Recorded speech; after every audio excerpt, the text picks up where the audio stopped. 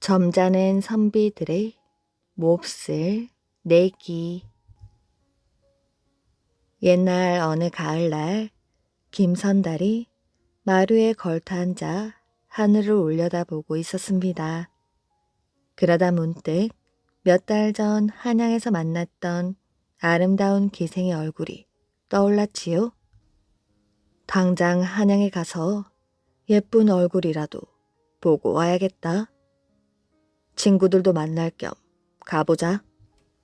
김선달은 그 즉시 한양길에 올랐습니다. 김선달은 평양을 지난 지 엿새 만에 해주에 도착을 하게 되었지요. 날은 이미 저물어 있었습니다. 김선달은 해주에 있는 한 주막집에서 하루를 보내게 되었지요. 그날 밤 술과 고기를 잔뜩 얻어먹은 김선달은 주막 주인에게 이야기 보따리를 풀어놓았습니다. 아니 웬 놈들이 밤새도록 떠드는 것이야? 때마침 옆방에 있던 나그네 3명이 잠이 깨었다는 듯 투덜거리며 말했습니다. 봉이 김선달이라는 건달이 왔다고 하더군. 봉이 김선달이? 옆방 나그네들은 얼굴을 찌푸리며 말했습니다. 김선달과 주막 주인이 떠들고 웃는 바람에 잠을 못 자 짜증이 난 것이었지요. 밤새도록 재미있는 이야기를 하다 아침을 먹은 김선달은 곧장 길 떠날 채비를 했습니다. 공교롭게도 김선달은 주막집 옆방에 묵었던 새 나그네들과 함께 집을 나서게 되었지요. 선비들께서는 어딜 가시는 길이요? 김선달이 말을 건넸습니다. 한양이요. 그렇습니까? 나도 한양에 가는 참입니다. 마침 함께 갈 사람이 없어 심심하던 참인데 잘 되었구려. 천천히 함께 가십시다. 나그네들은 김선달을 달갑지 않게 생각하고 있었지만 그것도 모르고 김선달은 선비들 틈에 끼어들었습니다. 보아하니 선비들께서는 과거에 응시하러 가시는 것이오. 그렇소이다. 젊은 선비들은 거만하게 대답했습니다. 네 놈들이 선비들이라고 도도하게 구는구나. 어디 두고 보자. 김선달은 속으로 이렇게 생각하고 있었습니다. 김선달의 이런 속셈을 모르는 선비들도 속으로 이렇게 생각하였지요. 어젯밤 공짜 술이나 얻어먹고 밤새도록 떠들더니 이젠 우리에게 붙어 먹으려는 모양이지. 어림도 없지. 길을 가면서 선비들은 김선달을 떼어버리려고 궁리했습니다. 김선달은 김선달 뒤로 거만한 선비들을 골탕 먹이려는 궁리를 하며 걸었지요. 봉이 김선달 뒤를 따라가던 선비들은 갑자기 저희들끼리 소곤소곤 했습니다. 여보게 김선달 녀석을 떼어버릴 좋은 방법이 없겠는가? 왜 없겠나? 내게 좋은 수가 있네. 선비 중 한 명이 미소를 지으며 어느 마을 앞을 지나가게 되었습니다. 여보게, 이제 저 김선달을 떼어버릴 때가 왔네. 저기 저 웅달샘에서 물을 깃고 있는 아가씨가 보이는가? 그 선비가 손가락으로 샘을 가리켰습니다. 조그만 샘에서 예쁜 아가씨가 물을 깃고 있었습니다. 김선달에게 물어보잔 말이야. 저 아가씨 배꼽을 우리에게 보여줄 수 있느냐고. 아무리 봉이 김선달이라도 이 밝은 대낮에 어찌 저 아가씨 배꼽을 우리에게 보여줄 수 있겠나? 그건 그렇지. 그렇게 해서 코를 납작하게 만들어 놓고 떼어버리잔 말이야. 선비들이 김선달을 불렀습니다. 선달님, 왜 그러시오? 좋은 수가 있습니다. 걷기만 하면 심심하니 우리 내기나 합시다. 그 말을 들은 김선달은 눈을 커다랗게 뜨며 말했습니다. 내기요? 그거 좋지요. 그럼 무슨 내기입니까? 선달님, 저기 샘에서 아가씨가 물을 깃고 있는 것이 보이시지요? 저 아가씨 배꼽을 우리에게 보여줄 수 있겠습니까? 아니, 점잖은 선비 양반들께서 그 무슨 농담이요? 김선달은 어이가 없었습니다. 선달님, 내기에서 양반 선비를 따질 게 뭐 있습니까? 그저 선달님 재주를 한번 보자는 거지요. 저 아가씨가 가기 전에 어서 정하시지요. 정말 어이없는 말이었습니다. 자신 없으면 그만두시지요. 내 저 아가씨 배꼽을 보여주면 내게 뭘 주겠소? 선달님이 해달라고 하는 대로 다 해주겠습니다. 정말이요? 정말입니다. 한 입으로 두말하지 않겠습니다. 젊은 선비들은 속으로 비웃었지요. 좋소. 저 아가씨 배꼽을 보여주겠소. 봉이 김선달은 물동이를 이려는 아가씨를 부르며 다가갔습니다. 여보시오 아가씨. 아가씨는 어리둥절한 표정으로 김선달을 바라보았습니다. 그래도 물은 깃는구나. 잔소리 말고 어서 가자. 예? 제가 가긴 어딜 가요? 깜짝 놀란 아가씨가 떨리는 목소리로 말했습니다. 네가 시치미를 뗀다고 내가 모를 줄 아느냐? 나는 벌써 너와 같은 처녀들을 내 손으로 수십 명이나 잡았다. 괜히 망신만 당하지 말고 어서 나를 따르거라. 아가씨는 기가 막혔지요. 도대체 누구신데 그런 말씀을 하시는 것입니까?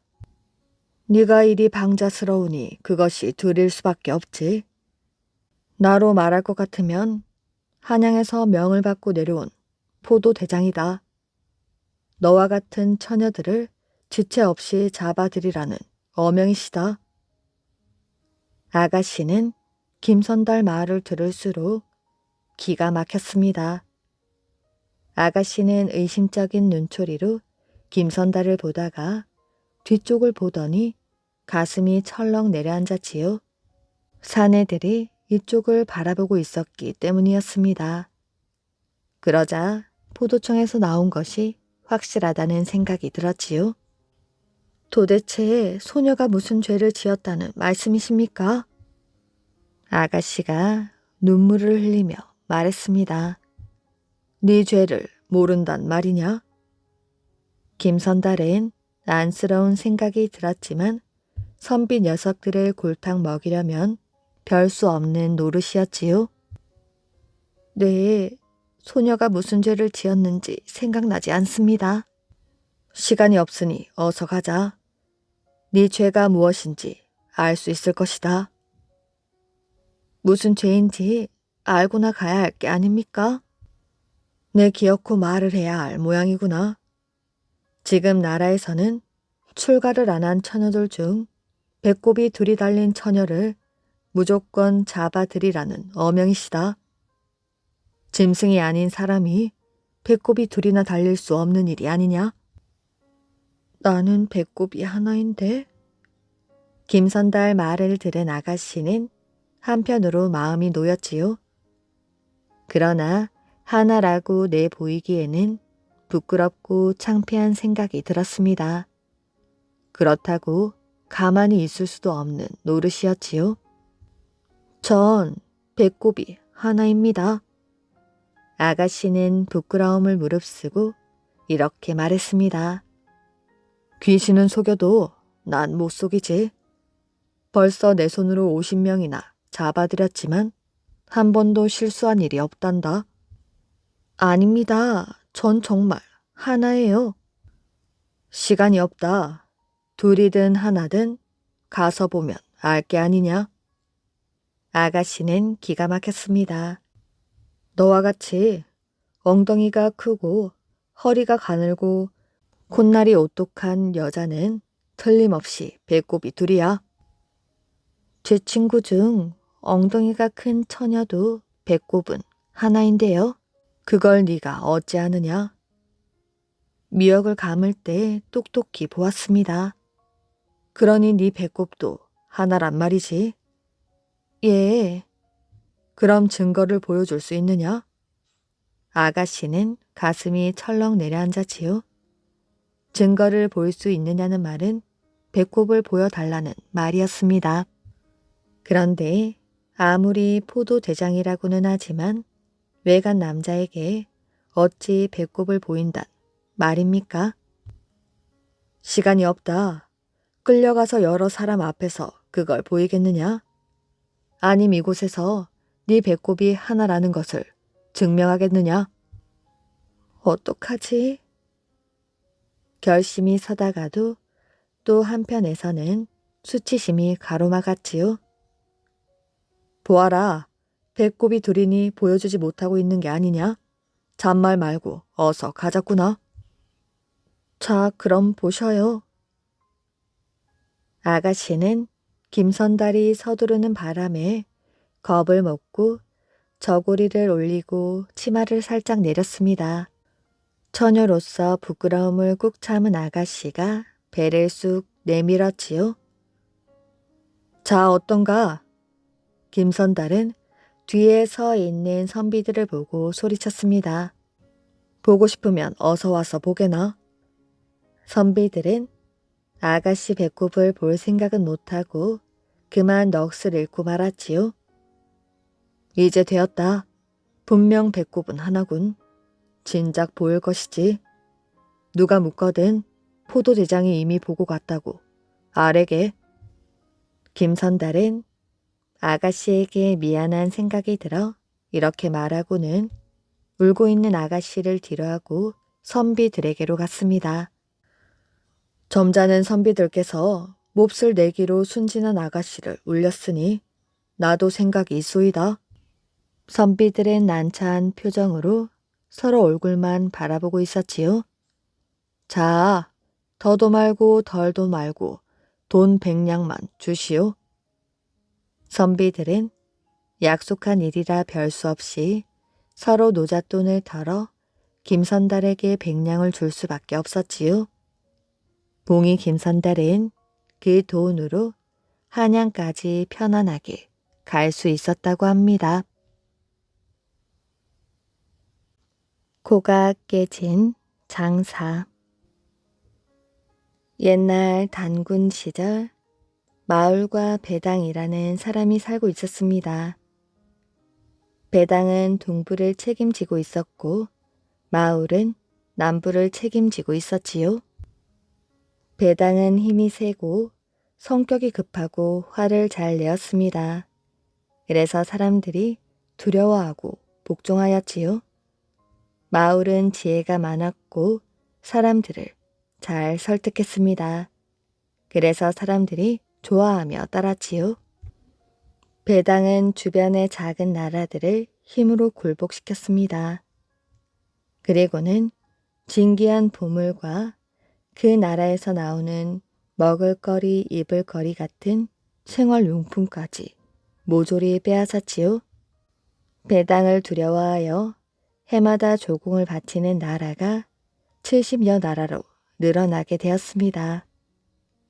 마을은 백두산 남쪽까지 건너가 지혜로 두루두루 잘 다스리게 되었지요. 농사 짓는 법과 사냥하는 법, 물건 만드는 법을 가르쳤습니다. 마을을 존경하여 조공을 바치는 작은 나라가 70여 나라로 늘어나게 되었습니다. 그때 마을이 아끼는 어린 제자가 한 명 있었는데 여숙이라는 이름을 가지고 있었지요. 여숙이는 힘이 장사였습니다. 여숙이가 15이 되던 해 한가위 달밤 백두산 천지에 많은 사람들이 모여 즐겁게 놀고 있었는데 갑자기 큰 호랑이가 나타났지요. 사람들이 모두 놀라 도망을 치는데 여숙이는 얼굴빛 하나 바뀌지 않았습니다. 덤벼드는 호랑이를 한 주먹으로 때려 눕히고 꼬리를 잡고 머리 위로 빙글빙글 휘두르더니 멀리 던져버렸습니다. 여수기가 자라며 제일 잘 다루는 무기는 쇠망치였습니다. 여수기는 그 무거운 쇠망치를 가볍게 휘둘렀지요. 여수기는 배당보다 자기가 더 힘이 세다고 생각했습니다. 그런데도 사람들은 여전히 배당이 힘이 더 세다고 말하였지요. 여수기는 그 말이 싫었습니다. 더구나 배당은 마을에게 반말을 턱턱하면서 콧대를 세우고 있었지요. 마을은 그런 배당을 보면서도 항상 웃으며 높임말로 받아주었습니다. 여수기는 그런 모습을 볼 때마다 마음이 불편하였지요. 선생님이 힘이 약해서 배당에게 굽힌다고 생각했기 때문이었습니다. 그래서 청년이 되면 배당을 눕혀서 콧대를 꺾어 놓아야겠다고 다짐하였지요. 드디어 여수기가 20살이 되던 해 여름이었습니다. 어느 날 배당이 나쁜 짓을 했다는 소문이 들렸지요. 여수기는 이번에 배당을 이겨 콧대를 꺾어 놓고야 말겠다고 마음 먹었습니다. 여수기는 동쪽 땅 배당이 사는 집 앞까지 달려가서 문을 두드리며 소리쳤습니다. 배당이 있느냐? 아내가 나와서 대답하였지요. 북쪽으로 사냥을 떠나서 아직 안 왔습니다. 배당이 있다면 좀 두들겨 패주려고 왔는데 없다니 아쉽고 분하구나. 배당이 집에 와서 그 소리를 들으면 분명 싸우자고 쫓아올 거라고 생각했습니다. 그럼 기다렸다가 싸울 생각으로 터덜터덜 돌아오게 되었지요. 돌아온 여수기가 스승에게 배당집에 다녀온 이야기를 했습니다. 마을이 깜짝 놀라 꾸짖었지요. 네가 아무리 젊은 힘으로 배당보다 쇠망치를 잘 휘두른다고 해도 배당을 이길 수는 없단다. 내 어찌 그를 대적하려고 했느냐? 큰일이 났구나. 여수기가 스승님 하는 말을 들어보니 자기가 너무 젊은 힘만 믿고 싸움을 걸었다는 생각이 들었습니다. 그래서 스승님에게 잘못했다고 빌었지요. 한참을 궁리하던 마울이 말했습니다. 네가 잘못을 깨달았으니 다음부터는 조심하거라. 내가 너를 살릴 꾀가 있으니 내 말대로 하거라. 그럼 너는 죽음에서 벗어날 것이다.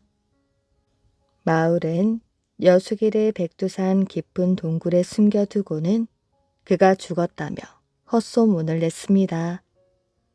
또 마을 사람들에게 모두 장례식에 와서 절을 하면서 큰 소리로 곡을 하라고 하였지요. 또한 여수기가 평소 쓰던 쇠망치보다 더 큰 쇠망치를 만들어서 문 밖에 세워 놓았습니다. 그러고는 배당이 오기만을 기다렸지요. 며칠 뒤 사냥에서 돌아온 배당은 화가 머리끝까지 솟구쳤습니다. 여수기 이놈, 나오너라. 배당이 폭풍처럼 달려와 보니 사람들이 곡을 하는 소리가 하늘까지 울려 퍼졌지요. 배당이 사람들에게 물었습니다. 왜 이리 사람들이 슬프게 곡을 하는 것인가? 마을이라도 죽었단 말인가? 예, 아닙니다. 여수기가 죽었습니다. 여수기 장례를 치르고 있는 것입니다. 뭐라고? 마을이 일러준 대로 사람들이 말하였지요. 며칠 전부터 여수기가 갑자기 밀쳐 날뛰는 것이었습니다. 자기는 배당도 이길 수 있는 천하장사라고 소리치며 날뛰다가 말에서 떨어진 것이었지요. 그 바람에 목이 부러져 죽었습니다. 배당이 그 말을 듣고 껄껄 웃으며 말했습니다. 어린 놈이 우리 집까지 와서 감히 나를 눕히겠다고 떠들었다고 해서 이상하다 싶었는데 미쳤었던 거로구나. 화가 풀린 배당은 이왕 온 김에 조문이나 하고 가겠다면서 장례식장으로 들어갔습니다. 마을이 얼른 나와서 극진하게 인사를 하였지요. 이렇게 직접 와주어서 고맙습니다. 며칠 전 여수기가 와서 이제는 자기가 배당보다 힘이 더 세다고 자랑하더군요. 여수기가 미처 그런 거니 용서해 주십시오. 마을은 술을 권하면서 여수기가 어려서부터 힘 자랑을 했던 이야기를 했습니다. 5살 때 닭나무 아래에서 마을 청년들이 힘 자랑하는 바윗돌을 번쩍 들어올려 놀랐던 일, 10살 때는 그 바윗돌을 하늘 높이 던졌다가 받으면서 공깃돌처럼 갖고 놀았던 이야기, 백두산 호랑이를 한 주먹에 때려잡은 이야기를 했습니다. 그리고 배당에게 물었지요. 장군은 그 나이에 어떠셨습니까? 나도 어려서부터 그 정도는 다 했지. 그 정도야 뭐 힘 자랑이라고 할 수 있나? 역시 어려서부터도 여수기보다 힘이 더 세셨군요. 옆에서 보던 사람들도 모두 놀라 감탄을 했습니다. 배당은 우쭐해져 이것저것 자랑을 하였지요. 그러곤 기분이 좋아서 마을이 따라주는 대로 술을 마셨습니다. 술이 거하게 취해서야 집으로 돌아가겠다고 일어섰지요. 문을 나오다가 옆에 놓여있는 큰 쇠망치를 보고 마을에게 물었습니다. 이건 또 무엇이냐? 마을이 쇠망치를 보며 눈물을 흘렸지요. 아니, 이게 무슨 쇠망치이길래 눈물까지 흘린단 말인가? 이 쇠망치는 여수기가 가지고 놀던 쇠망치입니다. 가지고 논다니? 여수기는 힘은 배당 장군보다 못하지만 그래도 역사에 다시 없는 재주가 있는 장사이지요. 여수기는 그 쇠망치를 바람개비처럼 돌렸습니다. 두 손으로 잡고 공중 높이 던지면 구름까지 올라가지요. 그런데 더 놀라운 건 그렇게 하늘 높이 올라갔다가 내려오는 쇠망치를 콧등으로 받았다는 거 아닙니까? 참 놀라운 재주였지요. 그런데 여수기가 죽었으니 비록 쇠망치는 남아있어도 이제 다시는 그런 놀라운 재주를 보지는 못합니다. 배당이 그 말을 듣고는 화를 내며 큰 소리를 쳤습니다. 그런 장난을 여수기만 할 수 있다고 생각하는가? 그까짓 것 나도 할 수 있단 말이다. 내가 아는 것을 보거라. 배당이 단숨에 쇠망치를 들어 힘껏 휘두르다가 위로 높이 던졌습니다. 그러고는 얼굴을 뒤로 한껏 젖히면서 공중에서 떨어지는 쇠망치를 정말 코로 받았지요. 공중에서 떨어지는 쇠망치 머리에 사정없이 코를 때려 맞은 배당은 아무 소리도 못 내고 쓰러져 버렸습니다. 그 무거운 쇠망치에 코와 머리가 깨져서 땅에 거꾸러져 죽고 말았습니다.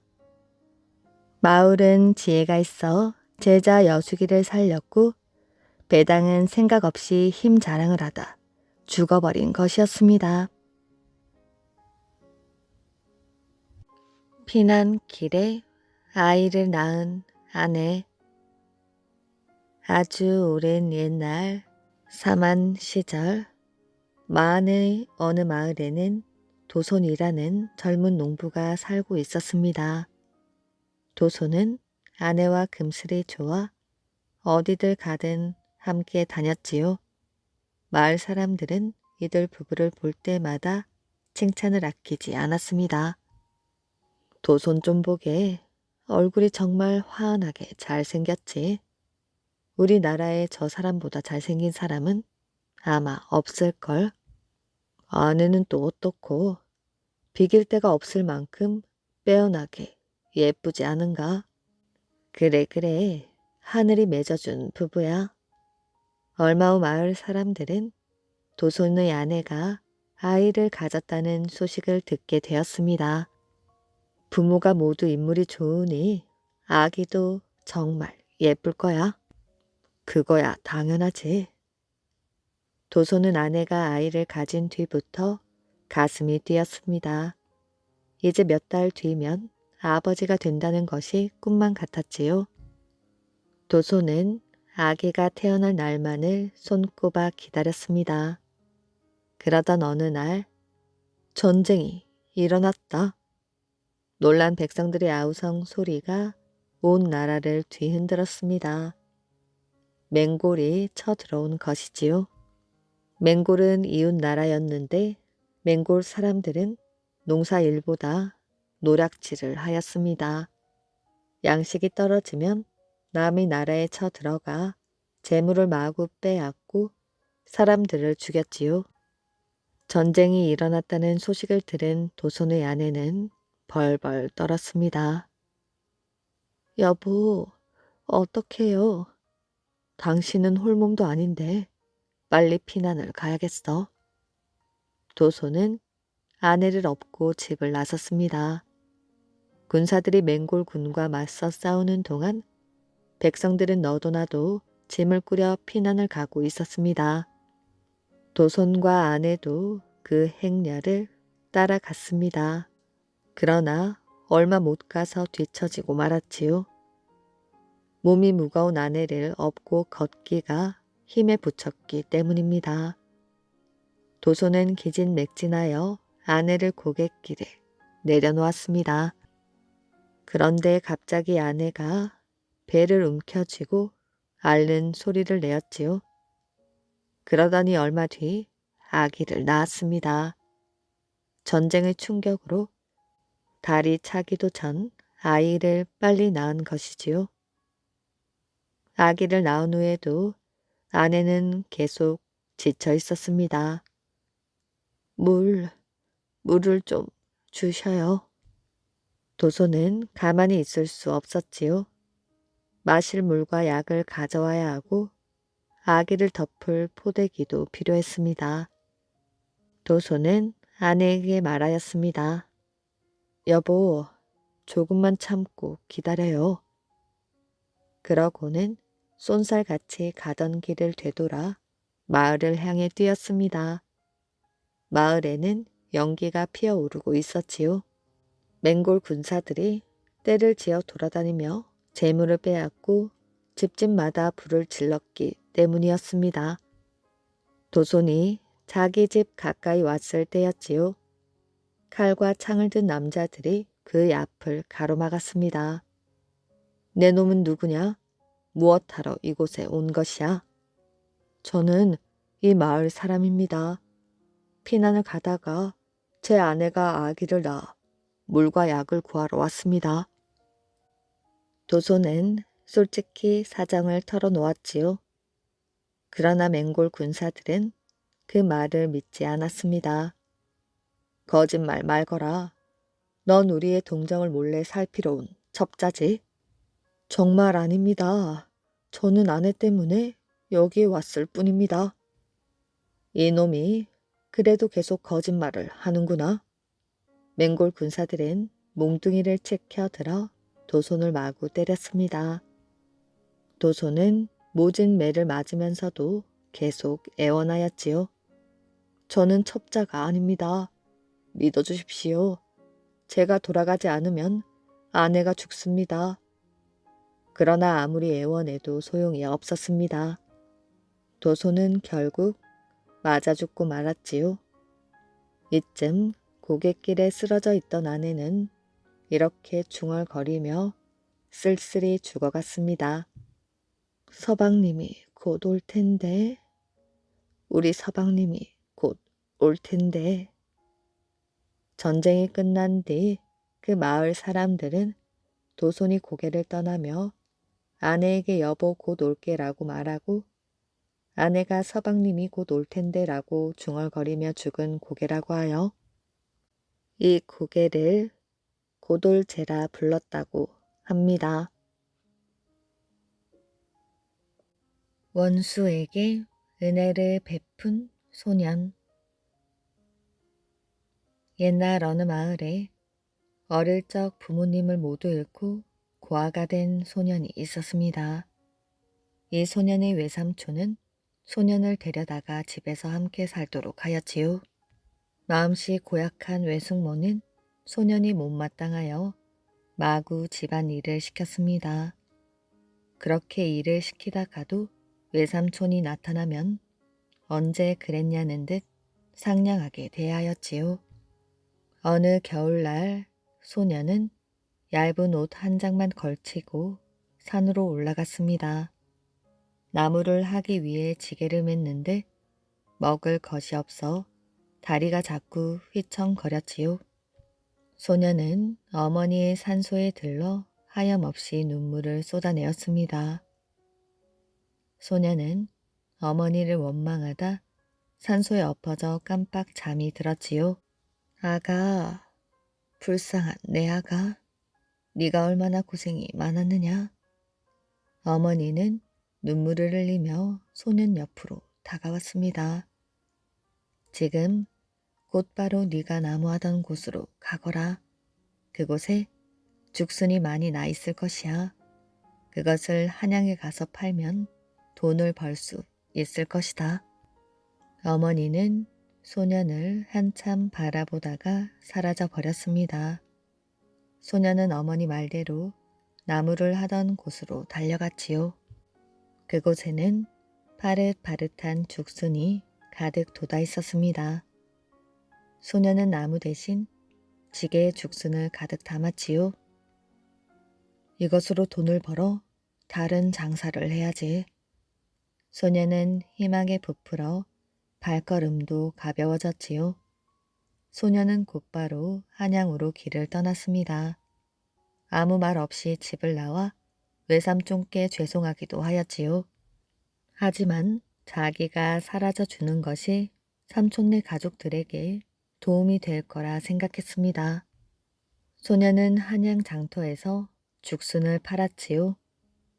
죽순은 겨울철 아주 귀한 것이어서 대감 집이나 부잣집으로 비싼 값에 팔려 나갔습니다. 소년은 생각보다 많은 돈을 벌었지요. 소년은 가슴에 돈을 품고 이리저리 돌아다니다 우연히 서당들로 들어서게 되었습니다. 빈 마루에 걸터 앉은 소년은 한숨부터 내쉬었지요. 아이 추워라. 무명 한 필만 있으면 저고리도 해 입고 두루마기도 해 입을 텐데. 때마침 방에서 책을 읽던 훈장님이 소년의 말을 들었습니다. 어찌 무명한 필로 두루마기와 저고리를 해 입느냐? 두루마기 하나만 지어 입으면 되지요. 두루마기만 입고 있으면 사람들은 당연히 저고리도 입었다고 생각할 것 아닙니까? 훈장님은 소년이 마음에 들었습니다. 얘야, 어디 갈 곳이 없다면 여기 있으면서 심부름도 하면서 글 공부를 하거라. 훈장님의 말에 소년은 너무 기뻐 머리가 땅에 닿도록 인사를 하였지요. 그날부터 소년은 훈장님의 심부름도 하고 글 공부도 했습니다. 훈장님은 보면 볼수록 소년이 마음에 들었지요. 하나를 알려주면 열을 아는 영특한 아이였기 때문입니다. 저 아이가 자라면 내 사위로 삼아야지. 세월은 빠르게 지나갔지요. 소년은 어느새 훌륭한 청년이 되었고 훈장님의 도움으로 과거 시험에 급제까지 하였습니다. 게다가 훈장님의 딸과 결혼을 하여 세상 부러울 것이 없었지요. 한편 외삼촌네 집은 소년이 사라진 다음부터 집 안이 기울기 시작했습니다.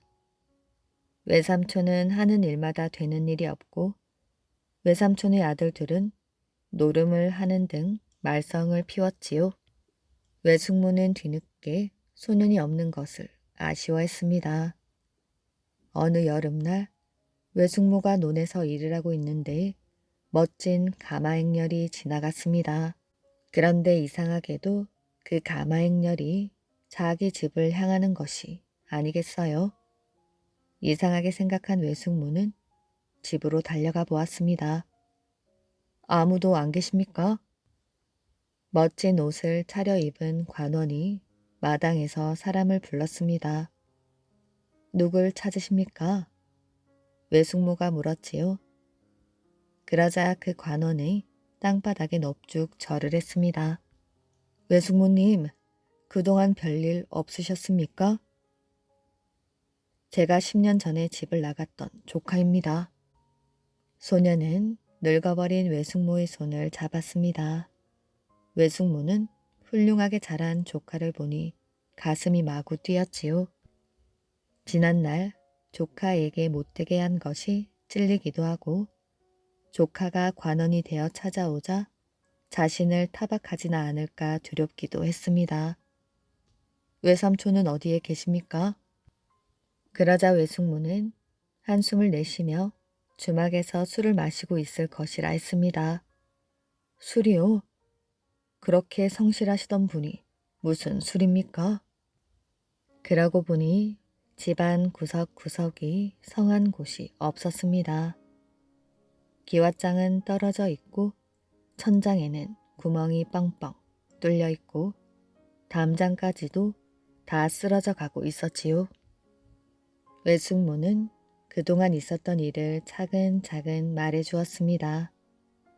조카는 외삼촌의 사정을 알고 외삼촌네 식구들을 한양으로 모시고 가겠다고 했습니다.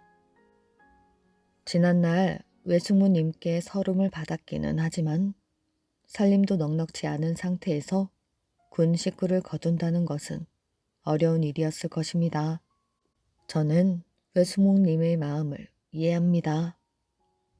같이 한양으로 가셔요. 조카는 외숙모의 손을 잡고 말했습니다.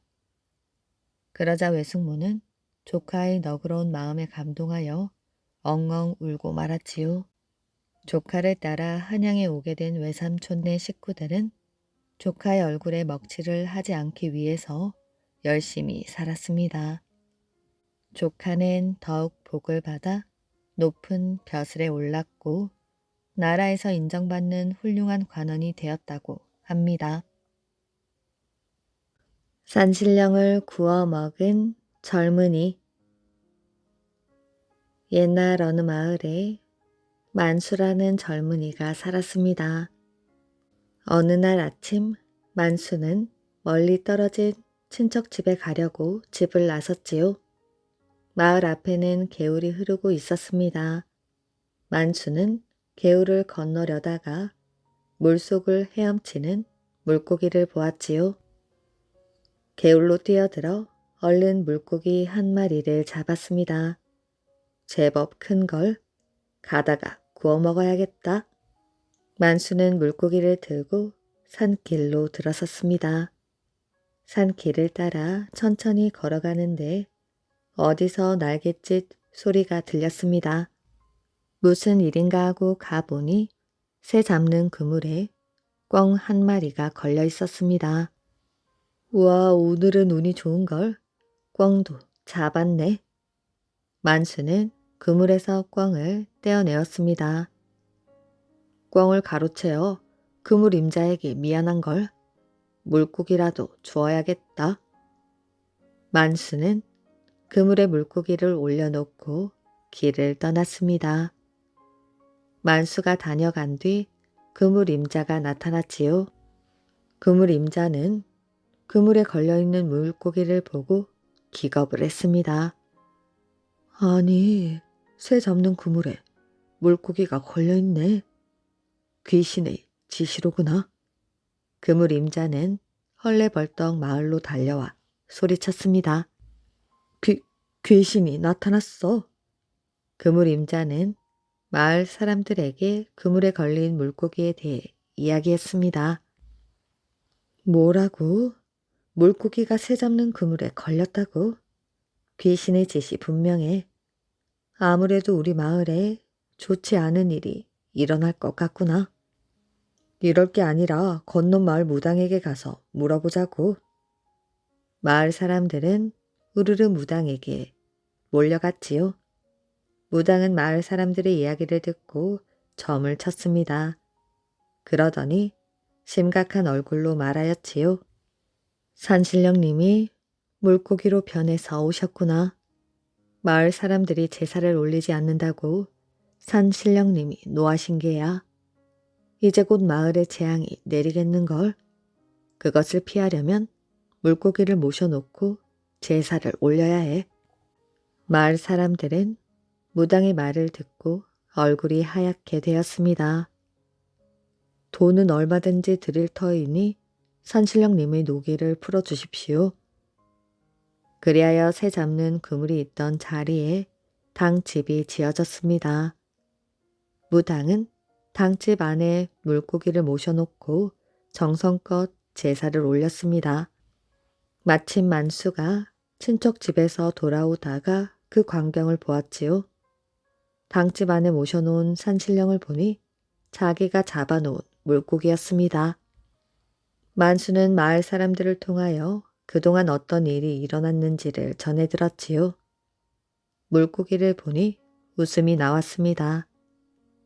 만수는 벼랑간 당집 안으로 들어가더니 물고기를 집어들었습니다. 여러분, 걱정하지 마십시오. 이 마을에 재앙이 내리지 않도록 제가 다 해결해 드리겠습니다. 만수는 이렇게 말하고는 불을 피워 물고기를 구워 먹었습니다. 마을 사람들은 눈이 휘둥그레졌지요. 아니 저럴 수가 산신령을 구워 먹다니. 그러자 만수는 웃으며 말하였습니다. 놀라지 마십시오. 저는 귀신을 잡아먹는 만수라는 사람입니다. 귀신들이 저만 보면 주랭랑을 놓지요. 제가 산신령을 구워 먹었으니 이제 아무 일 없을 것입니다. 그 뒤 마을에는 정말 아무 일도 없었습니다. 만수가 말한 대로 된 셈이었지요. 이런 일이 있고 나서 만수는 아주 유명해졌습니다. 귀신 잡아먹는 만수라고 하면 모르는 사람이 없었지요. 그러던 어느 날 어느 부잣집 머슴들이 만수를 모셔가려고 왔습니다. 그 집 뒷마당에 오래된 나무가 있는데 그 나무에서 귀신이 나와 주인집 딸을 바치라고 한다는 것이었습니다. 만수는 난처한 표정을 지었지요. 저는 귀신을 잡을 줄 모릅니다. 그건 헛소문일 뿐이에요. 만수가 그렇게 말해도 머슴들은 믿지 않았습니다. 주인들의 분부를 어길 수 없다며 강제로 만수를 끌고 갔습니다. 부잣집 주인은 만수를 보자 반색을 하였지요. 당신이 그 유명한 분이신가요? 만나서 반갑습니다. 저희 집에 나타나는 귀신을 꼭 좀 잡아주십시오. 그럼 무슨 소원이든지 모두 들어드리겠습니다. 만수는 이왕 이렇게 된 이상 될 대로 되라는 심정이었습니다. 그래서 주인에게 이렇게 말하였지요. 염려 마십시오. 제가 누구입니까? 귀신 잡는 만수지요. 만수는 기름진 음식을 실컷 먹고 밤이 되자 뒷마당으로 갔습니다. 오래된 나무에서 나온다는 귀신을 보기 위해서였지요. 만수가 나무 앞을 서성대고 있는데 나무에서 파란 불이 비쳤습니다. 파란 불은 나무 주위를 빙빙 돌더니 만수 앞에 멈춰 섰지요. 만수는 파란 불을 보고 너무 놀라 심장이 얼어붙는 것 같았습니다. 그때 호통치는 소리가 들렸지요. 이 집 딸을 바치라는데 왜 말을 듣지 않는 것이냐? 내일까지 내 명령을 듣지 않으면 가만히 있지 않을 것이다. 만수는 겁에 질려 사랑방으로 들어왔습니다. 귀신 잡을 일을 생각하니 눈앞이 캄캄하였지요. 어쩌면 좋지? 차라리 도망을 가버릴까? 만수는 잠 한숨 못 자고 뒤척이다 아침을 맞이했습니다. 주인이 찾아와서 만수에게 말하였지요. 어젯밤 귀신을 만나셨지요? 오늘 밤에는 꼭 귀신을 잡아 저희 집의 근심을 덜어주십시오. 부탁합니다. 만수가 밥을 먹고 있는데 머슴한 사람이 접시에 구운 생선을 담아왔습니다. 지난날 귀신 소동을 벌인 그 물고기였지요. 만수는 생선을 보자 그때 일이 생각나서 이렇게 중얼거렸습니다. 이놈이 귀신 노릇을 하던 놈이군. 그러자 머슴의 얼굴빛이 새하얘졌습니다. 머슴은 벌벌 떨더니 만수에게 싹싹 빌었지요. 죽을 죄를 지었습니다. 눈치 빠른 만수는 머슴에게 무슨 사연이 있음을 알아차렸습니다. 그래서 이렇게 호통을 쳤습니다. 이제야 니놈이 잘못을 뉘우치는구나. 목숨만은 살려줄 터이니 바른 대로 말하거라. 머슴은 머리를 조아리며 사연을 털어놓았지요. 저는 어렸을 적 이 집에 들어왔습니다. 주인은 제게 3년 동안 열심히 일하면 저를 사위로 삼겠다고 약속하였지요. 하지만 주인은 약속을 지키지 않았습니다. 10년이 된 지금까지도 저를 사위로 삼지 않고 오히려 딸을 다른 데 시집 보내려고 하고 있지요. 저는 너무도 분하여 참을 수가 없었습니다. 그래서 귀신 소동을 벌여 주인을 협박하기 시작했지요. 머슴은 만수가 어젯밤 다녀간 것을 알았습니다. 그래서 만수의 반응을 보려고 일부러 생선을 구워온 것이지요. 그런데 머슴은 만수가 무심코 중얼거리는 소리를 듣고 자기에게 하는 소리인 줄 알고 모든 사실을 털어놓았던 것입니다. 이 집 주인이 아주 괘씸하구나. 오죽하면 머슴이 귀신 소동을 벌였을까? 만수는 어찌하면 좋을지 생각해 보고는 주인을 불러 말했습니다. 약속대로 귀신을 잡아드리겠습니다. 그런데 그 전에 하실 일이 있습니다. 딸을 주기로 한 사람이 따로 있지요. 그 사람에게 딸을 주어 당장 혼례를 올리십시오. 그러면 제가 귀신을 잡겠습니다. 귀신이 딸을 달라고 장난을 치는 것은 주인집 사정을 잘 알고 있기 때문이지요. 만일 혼례를 올리지 않고 내버려 둔다면 집안은 귀신 때문에 쫄딱 망하게 될 것입니다. 주인은 만수의 말을 듣고 속으로 깜짝 놀랐지요. 내가 머슴에게 딸을 주기로 했다는 것을 어찌 알았지? 이것은 머슴과 나 말고는 아는 사람이 없는데. 역시 용하긴 용하구나. 주인은 만수에게 말했습니다. 잘 알겠습니다. 시키신 대로 할 터이니 귀신이나 잡아주십시오. 주인은 그날로 머슴과 딸의 혼례를 올렸습니다. 머슴은 너무나 기뻐 입이 다물어지지 않았지요. 머슴은 만수에게 거듭 절을 했습니다. 물론 부잣집에서는 그날로 귀신은 자취를 감추었고 만수는 귀신 잡아먹는 사람으로 널리 널리 알려지게 되었습니다. 기지가 뛰어난 양씨. 제주도 가령 마을 사람으로 양씨라는 선비가 있었습니다. 양씨는 글도 뛰어나고 기지도 뛰어났습니다. 그는 서울에 자주 갔는데 서울 사람들에게서 섬 사람이라고 모욕을 당할 때마다 반드시 보복을 하곤 하였지요. 그는 성균관에서 글 공부를 하였는데 글로나 말로나 여러 서울 선비들을 앞질렀기 때문에 서울 선비들에게는 안 입고 온 존재였습니다. 어느 날 양씨가 없을 때 여러 선비들이 의논하였습니다. 그들은 어떻게 하면 저놈을 골탕 먹일까 궁리하다가 묘안을 짜내었지요. 그들은 양씨가 늘 앉는 자리의 마루를 떼어내고 그 위에 방석만 덮어두어 그를 마루 밑으로 떨어지게 하려고 하였습니다. 아무것도 모르던 양씨는 들어와서 늘 자기가 앉던 자리에 털썩 앉았지요. 그러자 그 자리에서 빠져 마루 밑으로 떨어져 버리고 말았습니다. 그 광경을 바라보던 여러 선비들이 배꼽을 쥐고 웃어대었지요. 그때 제 아버지를 장사 지내면서 상제들은 울지도 않고 웃기만 하는 것이냐? 마루 밑으로 빠진 그는 여러 선비를 향해 크게 꾸짖는 것이었습니다. 너희 놈들은 명색이 선비들이라고 하면서 돌아가신 부친을 묻는 예의도 모르느냐? 어리둥절하고 있는 선비들을 향해 그는 다시 꾸짖었습니다. 내가 이렇게 너희들이 만든 무덤에 묻히게 되었으니 너희들은 상제로서 마땅히 곡을 해야 할 게 아니냐? 너희들은 모두 다 내 아들인 것이야. 그제야 선비들은 그 말뜻을 알아들을 수 있었습니다.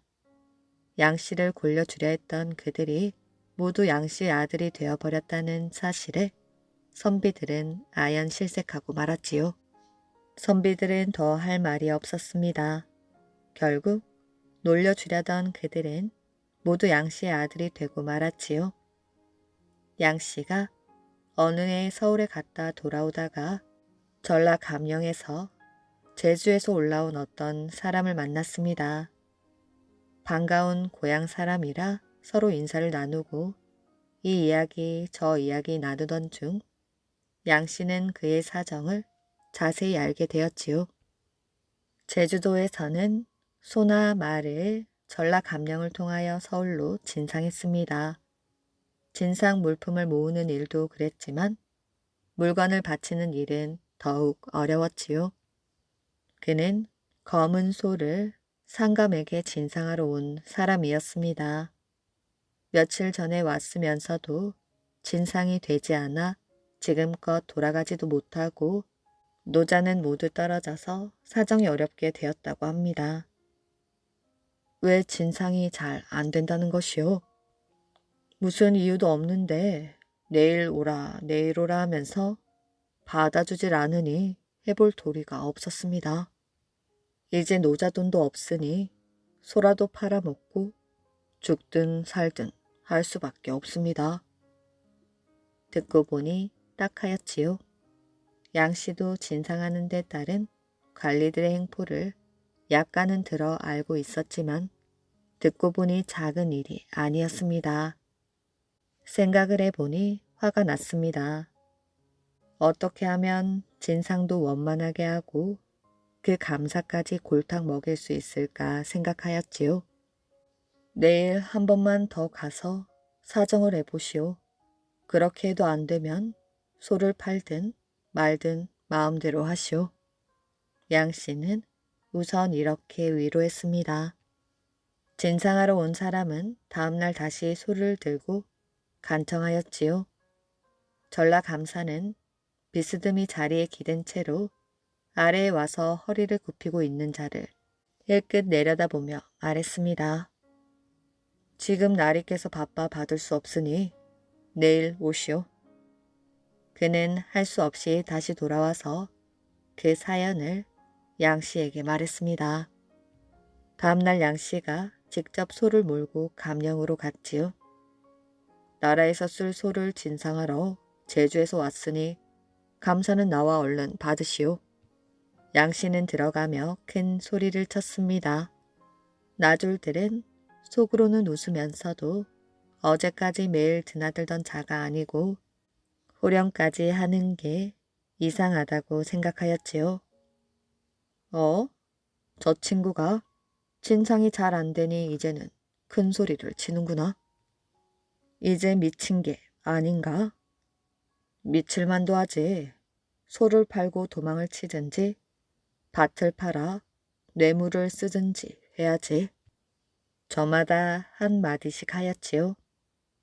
그러나 양 씨는 그들이 떠드는 소리에는 마음을 쓰지 않고 다시 한번 큰 소리로 말했습니다. 나라에 진상할 소를 대령하였으니 감사는 나와 받으시오. 웬 초란 선비가 나타나서 큰 소리 치는가 하고 감사가 내다보았지요. 이때 양 씨가 말했습니다. 감사는 그 모습이 뭐요? 우리가 상감께 소를 진상하려 하는데 그 물품을 받는 신하의 태도가 아니 되었소. 향을 피우고 의관을 정제한 후 받아야 된다는 것은 어느 관리라도 아는 바요. 그게 올바른 예의가 아니요. 무엄도 하시오. 감사는 그 말을 듣고서는 얼굴빛이 변했습니다. 어디서 왔는지 모르지만 보통 사람이 아니라는 것을 알았습니다. 당신 같은 신하에게는 상감께 바칠 소를 대신 바칠 수 없소. 나는 이 사실을 조정해 아려야겠소. 양 씨는 소를 몰고 나오려 했습니다. 여보시오, 뭘 그리 하시오. 몰고 온 소는 그냥 두고 가시오. 감사의 눈치를 살피던 호방이 달려나와 양 씨에게 말했습니다. 이놈, 아랫놈이 어디다 대고 상감께 바칠 물건에 대해 함부로 나불거리는 것이냐? 감사가 나와 사정을 해도 안 될 일이다. 양 씨는 이렇게 꾸짖고 소를 몰고 돌아와 버렸습니다. 그러고 나서 기다려보니 가명에서 전갈이 왔지요. 지난번에는 분수를 모르는 아래 것들이 물리친 모양인데 다시 갖고 오면 얘를 갖추어 받겠다는 것이었습니다. 그러나 양 씨는 그 말을 듣지 않았습니다. 한 사흘만 기다리다가 바치도록 하시오. 그때도 늦지 않으니 마음 푹 놓고 있으시오. 양 씨는 소를 가지고 온 사람에게 여유 있게 말하였습니다. 아니나 다를까 가명에서는 매일 사람을 보내어 소를 진상하여 줄 것을 간곡하게 부탁하였지요. 노자에 보태어 쓰라고 돈까지 마련하여 사람을 보내곤 하였습니다. 그러나 양 씨는 고개를 저었지요. 이번 기회에 저놈들의 버릇을 단단히 고쳐놓아야 돼요. 그래야 다음부터 소를 진상하는 일이 쉬워져요. 그러면서 사흘을 기다렸지요. 그동안 매일 사람이 와서 간청하였습니다. 사흘째 되던 날 소를 몰고 가명으로 갔습니다. 감사의 딱한 처지를 생각하여 이번에는 그냥 바치고 가지만 다음부터 이러면 우리는 바로 서울로 올라가 상감께 사실대로 아뢰고 직접 바칠 생각이요. 양 씨는 못 이기는 척하고 소를 바쳤지요. 그리고 나오는데 노자에 보태어 쓰라고 호방이 엽전 꾸러미까지 건네주었습니다. 두 사람은 그 엽전을 가지고 며칠을 푹 쉬고는 의기양양하게 돌아왔습니다. 그 후부터는 전라감령에 소를 진상하는 것이 아주 쉬워졌다고 합니다. 이야기 재미있게 잘 들으셨나요? 오늘의 이야기는 여기까지입니다. 오늘도 이야기를 들어주셔서 정말 감사합니다. 오늘도 편안한 밤 되시길 바랍니다.